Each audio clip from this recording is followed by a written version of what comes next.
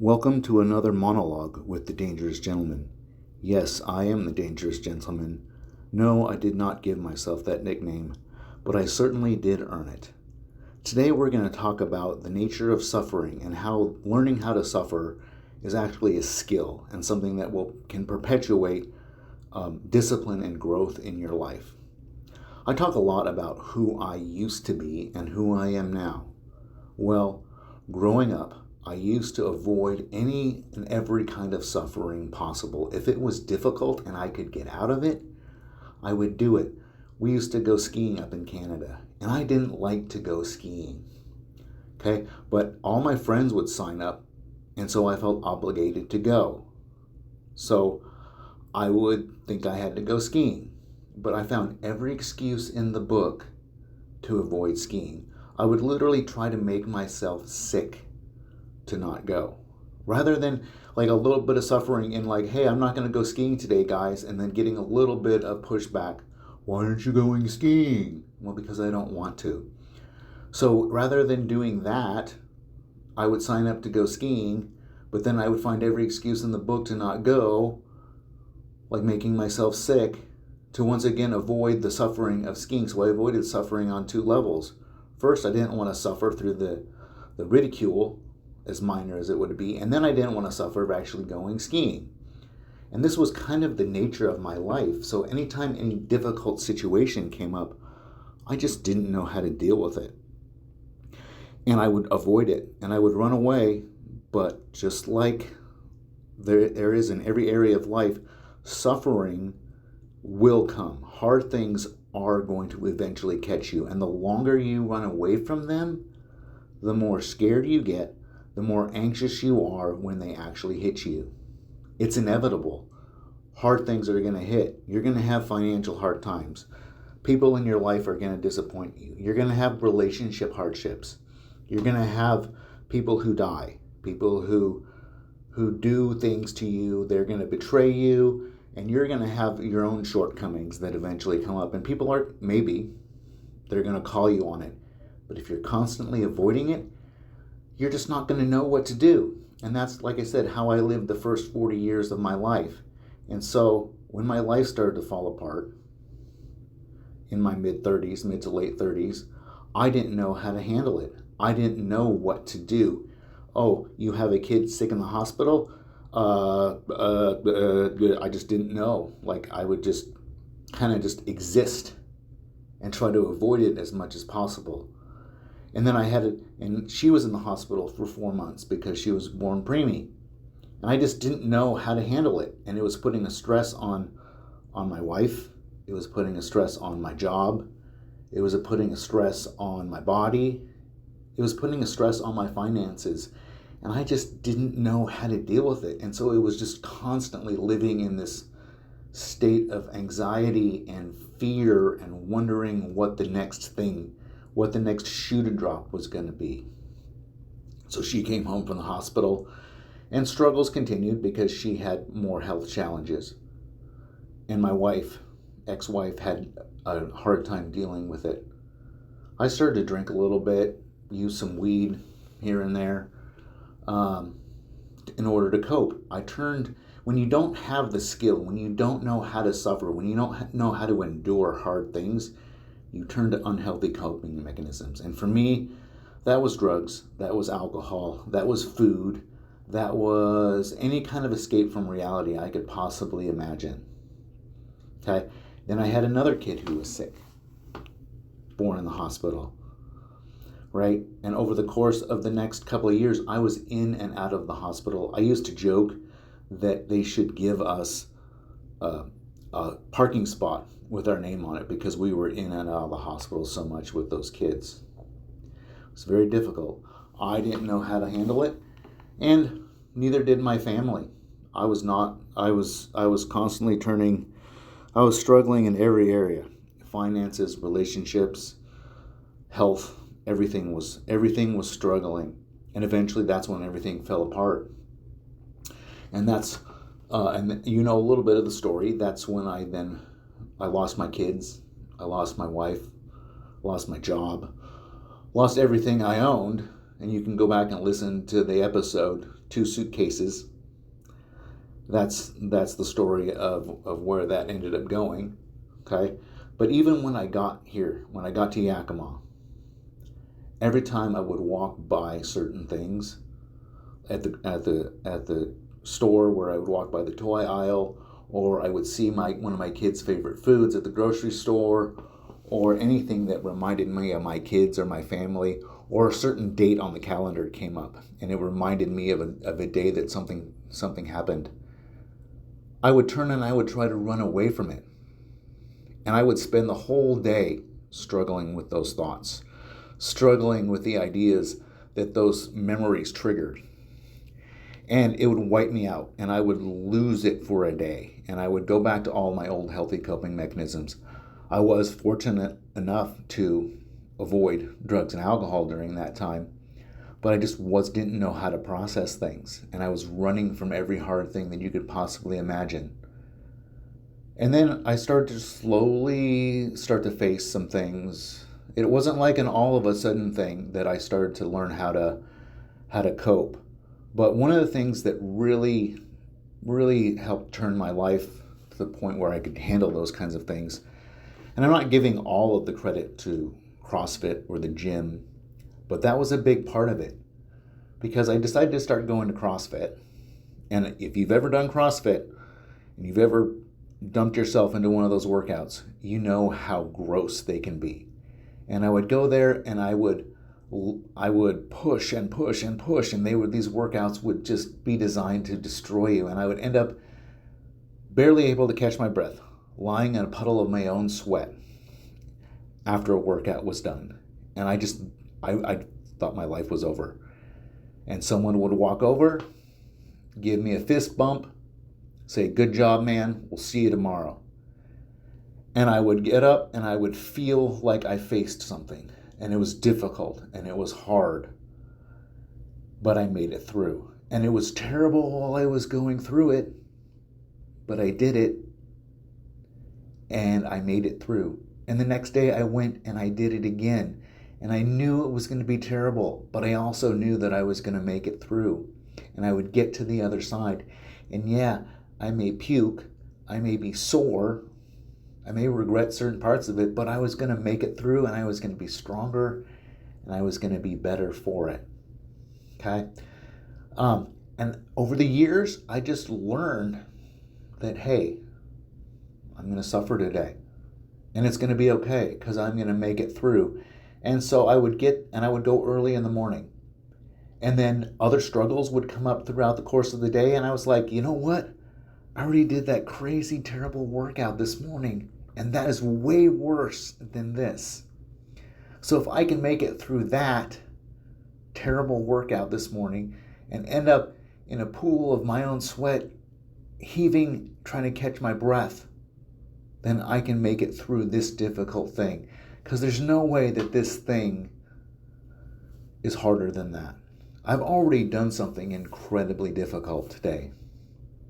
Okay, I used to do that on a regular basis, and then those workouts started to get. I started to do it on a regular basis, and they weren't so bad. Okay, and then I would have a day off right at the gym. I wouldn't be going to the gym, and I started to try to come up with things for myself that were difficult, and I would start to try to come up with workouts that I could do outside of the gym that were just as terrible, if not more terrible, than those things. I started to put myself through suffering because it started to become this way to build, I call it the muscle of suffering, right?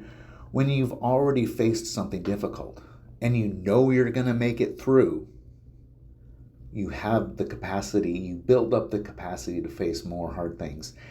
And yeah, like there's not a direct comparison between like the assault bike and deadlifts and someone in your life dying. I'm not making a direct comparison, but when you've already stretched your mind and your body to a certain level and you know you're going to make it, it increases your ability to handle those things because you've already faced something tough. You've already done something incredibly difficult. And now, like I do all these crazy things outside of the CrossFit gym on my days off. I'm using that air quotes because I try to do something difficult. If not every day, then multiple times a week. I go run the hill at the park. I go for a walk outside in the rain. And it's like when it rains, I'm like, yes, I get to suffer a little bit today. It's going to be that much more difficult. And guess what? I'm going to throw a 20-pound backpack on my back just to make this a little harder. Or when it's bitterly cold and the wind is blowing. We had some days this last winter where it was -10, -15 degrees. And I'm like, cool. Yeah, it's going to be miserable. But I'm going to go for a walk in -15 degrees. Yeah, I'm going to get cold and I'm not going to like it. But by the time I get done, I'm going to have built that suffering muscle a little bit. And yes, it was terrible while I was in it. But now I'm warm and I made it through and I proved something to myself. And I did it. I committed to do it and I did it, which reinforces the ability to trust yourself and to not lie to yourself and keep commitments to yourself and other people when you do things no matter what.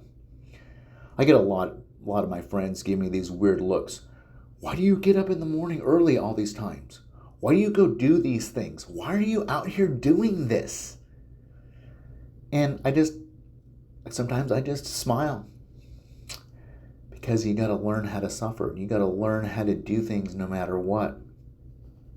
And in the course of me learning how to do that physically, now when these difficult days come up, days that remind me that are anniversaries of things that have happened, I now am able to wake up and go, oh, it's that day. Okay. And I give that suffering, I give that difficulty, I give that hard thing its place for a limited amount of time. I give it its few minutes and I let it do its work, and maybe I shed a tear and maybe I get angry, but I give it its place and then I move on. Rather than trying to run away from it, I run into it. I have this hat that has a buffalo on the front, and it says it's Real American Freedom. That's the brand that made it. Personal excellence, Real American Freedom. And the reason that the guy that designed the hat came up with the buffalo is that the buffalo is the one animal who, when they see a storm, they turn and they go walk into the storm. Because if you walk into the storm, you're going to get to the other side of the storm faster. But if you turn and run away from the storm is still going to catch you. But you're going to be moving in the same direction, so it's going to stay over you, and you are going to suffer for longer and longer and longer. And if you just turn around and keep walking through, yes, you are going to be suffering still, but you're going to get through it faster. And then you're going to be done, and you're going to be out the other side of the storm, and you're going to be able to kick butt and do what you need to do. And you may need a little recovery time, but you're going to get through. And so that's why I do these crazy hard things, and I go for walks when it's cold and when it's raining, and when I throw on extra weight on my back, right? And I do these things to intentionally suffer, to build the suffering muscle. And just to back this up a little bit, I want to throw one of my favorite scriptures in here and explain a little bit from a theological standpoint why this is important. And this is straight out of Romans 5, 3 through 5. And it says, "Not only that, but we rejoice in our sufferings, knowing that suffering produces endurance, and endurance produces character, and character produces hope, and hope does not put us to shame, because God's love has been poured into our hearts through the Holy Spirit who has been given to us." And so that's talking about this very thing, that suffering builds endurance, endurance builds character, character produces hope, and hope overcomes shame. Okay? But one of the key words in this in this scripture is one that often gets overlooked. It says, but we rejoice in our suffering. If every single time you have to suffer, every single time you face a hard thing, you face it with this woe is me attitude, like, oh, this is terrible. Oh, my life sucks. Oh, I'm a victim of this. Then you're never going to produce the endurance that comes. It's only when we rejoice, and you don't have to like clap your hands and laugh and smile through the whole thing. But if you can face suffering, if you can face hard things with an attitude of, oh, I'm going to face this and I'm going to learn and I'm going to grow. And this is just something that happens. Okay? If you can rejoice and look at it and give it a little smirk along the way, the suffering, that's where the character is built. That's where the hope is built. And that's where the shame is put to death. Okay? Because we're going to face hard things. We're going to face hard things. That's inevitable. So why not learn, give it some intentionality in order to build the skill and the muscle of rejoicing through suffering. Okay? Face that suffering, face that hard thing, rather than running away from it. Create, be intentional and create hard things to go through so that you can practice going through them. Right? Be intentional and create and learn and grow. Create the opportunities, seek out the opportunities to suffer a little bit so that when those things come, inevitably, we've already faced them. We've already built that suffering muscle. If you're learning to play the guitar, you're going to go through a little bit of suffering, but eventually you're going to learn how to play the guitar. Why? Because you went through that suffering. And if someone were to say to you, hey, if you learn how to play this particular song in a year, and you don't know how to play the guitar, but if someone came up to you just in a hypothetical situation and said, in 6 months, I will pay you $100,000 if you can competently play this song. Would you practice it? Would you learn how to do that for $100,000? Or whatever in this economy, $100,000 doesn't go nearly as far as it used to. But that's a whole different topic. But if someone were to offer you a significant chunk of money, $100,000 to learn how to play a song, you wouldn't wait until the day came and then try to pick up the guitar and try to play it. Okay? You would practice along the way, and you would learn, and you would grow, and you would improve, and you would build that skill so that when that day comes, when that day came, and the guy was like, all right, play the song, you could play the song and he would give you $100,000. You didn't wait until the day of, right? So would you rather wait until the day of suffering that is going to inevitably come? Would you rather wait for that hard thing to catch you completely off guard? Or would you rather put in the time and the intention and learn how to rejoice through the suffering, to build some intentional suffering muscle? That's what I've got to say today, okay? I didn't say all this. You may or may not listen to it. You may or may not get anything out of it. I said this for me, and I hope it helps you, okay? One more thing. Please like this podcast. Share this podcast if it helped you, okay? Also, if you want to learn a little bit more about me and what I'm up to, go to my, I have a new website, thedangerousgentleman.org. That's thedangerousgentleman.org. I really hope you got something out of it because I know I certainly did, and we will talk to you later.